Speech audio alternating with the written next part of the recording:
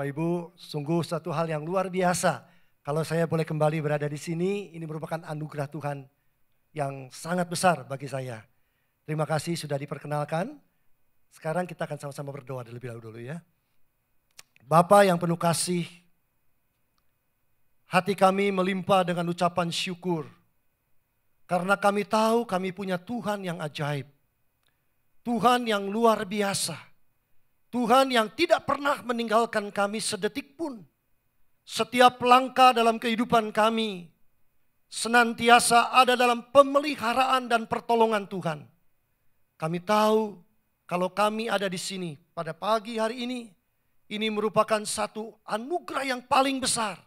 Karena kami tahu ada begitu banyak orang yang tidak bisa menggunakan kesempatan untuk berbakti kepada Tuhan. Tapi kalau kami ada di sini, ini merupakan kebaikan Tuhan, di mana kami boleh bersama-sama mengucap syukur, kami boleh bersama-sama bertemu dengan Tuhan secara pribadi. Ini adalah satu kesempatan istimewa bagi kami. Ini adalah hak khusus kami sebagai anak-anak Allah. Kami boleh mendapatkan banyak hal dari Tuhan. Sebentar kami akan merenungkan firman-Mu Tuhan. Berbicaralah di tengah-tengah kami. Hamba-Mu terbatas dalam menyampaikan kebenaran firman Allah. Tapi hamba percaya ada Roh Kudus yang tidak terbatas itu. Yang akan berbicara kepada kami di tengah-tengah kami siang hari ini. Mari urapan Tuhan turun di tengah-tengah kami. Dalam nama Tuhan Yesus kami berdoa. Amin. Ya Bapak Ibu yang dikasihi Tuhan. Tadi Pak David sudah mengumumkan bahwa saya datang ke sini dalam rangka mau melihat, mau menunggui cucu saya yang pertama ya. Saya merasa bangga sekali kalau jadi opa hari ini ya. Jadi opa, jadi oma. Lalu waktu kami mau berangkat, teman-teman tanya, kebetulan itu percis lewat Imlek. Ya, hari raya Imlek. Lalu orang bilang apa katanya? Sionya. Nah, ternyata cucu saya ini sionya tiger. Macan ya. Itu sio yang cukup galak. Dari keluarga kami mungkin hanya beberapa orang yang macan ini ya. Dan menurut ramalan orang-orang Tionghoa, orang-orang Chinese, bahwa tahun macan itu merupakan tahun yang sulit. Tahun yang susah, perlu satu kerja keras katanya. Tantangannya besar. Tapi Bapak Ibu sekalian, kita gak usah takut. Apapun yang kita hadapi di tahun 2012 ini, kita punya Tuhan yang luar biasa. Tadi waktu saya dengarkan mengenai visi misi dari gereja IFGF dengan satu tema dengan unshakable generation. Wah, itu satu tema yang luar biasa ya, satu visi yang luar biasa. Ada beberapa program-program, ada 5 program yang mau dicapai. Dan untuk mencapai itu Bapak Ibu sekalian, kita perlu punya satu spirit. Spirit yang disebut dengan spirit of excellence. Itu yang ingin saya sampaikan pada hari ini ya. Mari kita akan sama-sama sebentar lihat. Spirit of excellence. Bisa ditayangkan? Ya, saya mau bicarakan sebentar hari ini tentang bagaimana kita akan memasuki tahun-tahun ke depan ini dengan satu spirit of excellence. Sebetulnya apa sih excellence? Kalau kita berbicara tentang excellence, Bapak Ibu sekalian dikasih Tuhan, maka terbayang dalam pemikiran kita adalah sesuatu yang luar biasa. Excellent itu sesuatu yang unggul. Excellent itu juga sesuatu yang boleh dikatakan ulung. Atau juga disebut dengan baik sekali. Dan kalau kita bicara tentang spirit, sebetulnya apa ini maksud dengan spirit? Spirit itu yang kita maksud adalah roh. Atau juga semangat. Jadi kalau kita gabung spirit of excellence, maka kita akan mendapatkan satu pengertian roh atau semangat yang luar biasa. Dan ini sangat penting. Ketika kita mau mencapai 6.000 di tahun 2013, 6.000 gereja itu bukan sesuatu yang mudah. Untuk mencapai itu perlu satu spirit yang luar biasa. Ya, spirit of excellence ini perlu dimiliki Bapak Ibu sekalian. Alkitab bicara tentang spirit of excellence ini. Siapakah yang punya spirit of excellence di dalam Alkitab? Mari kita buka kitab Daniel. Daniel pasal 5. Daniel pasal yang kelima. Ayatnya yang ke-11 dan 12. Daniel pasal 5 ayat 11 dan 12. Mari kita akan baca bersama-sama ya, dengan suara yang keras karena cuma 2 ayat. Sudah? 2, 3. Sebab dalam kerajaan Tuanku ada seorang yang penuh dengan roh para dewa yang kudus.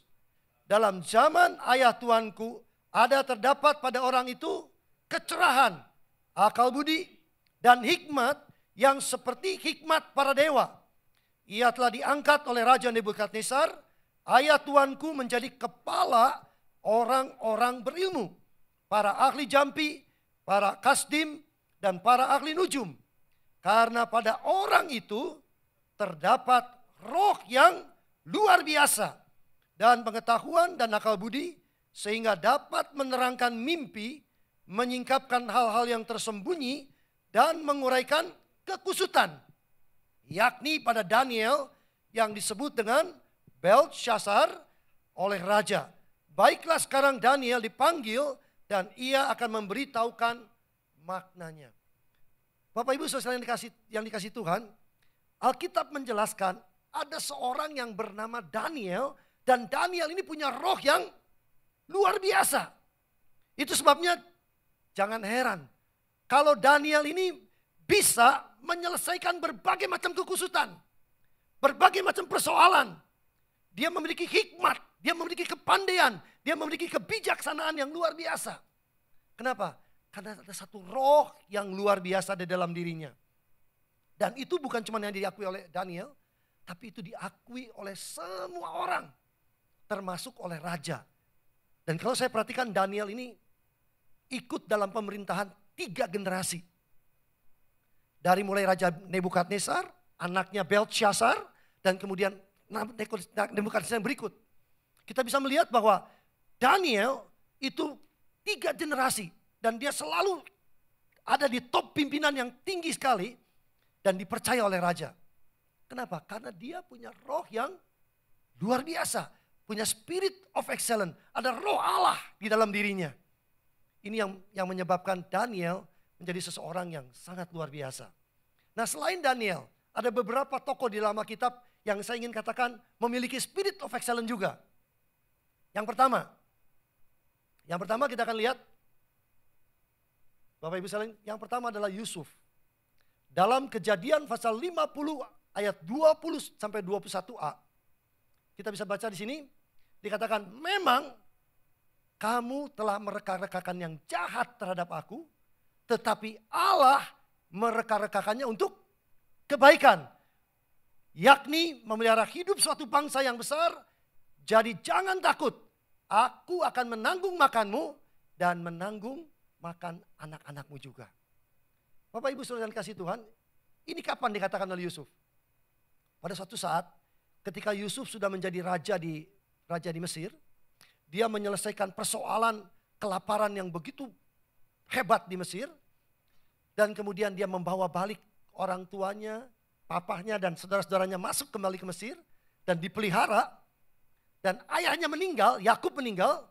Kemudian apa yang dikatakan oleh saudara-saudaranya? Wah, jangan-jangan setelah papa meninggal, Yusuf ini akan balas dendam. Tapi Bapak Ibu sekalian dikasih Tuhan, karena Yusuf punya roh yang luar biasa di dalam hidupnya, dia tidak balas dendam. Tapi dia bilang apa? Sekalipun orang curiga kepada dia, sebetulnya Yusuf bisa membalas, tapi Yusuf tidak membalas. Dia bilang apa? Memang kamu mereka-rekakan yang jahat terhadap aku, tetapi Tuhan mereka-rekakannya untuk mendatangkan kebaikan.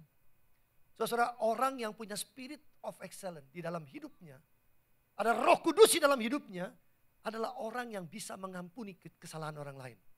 Bahkan kejahatan orang lain sekalipun. Dan Yusuf mengatakan, memang kamu membuat sesuatu yang merencanakan yang jahat terhadap aku.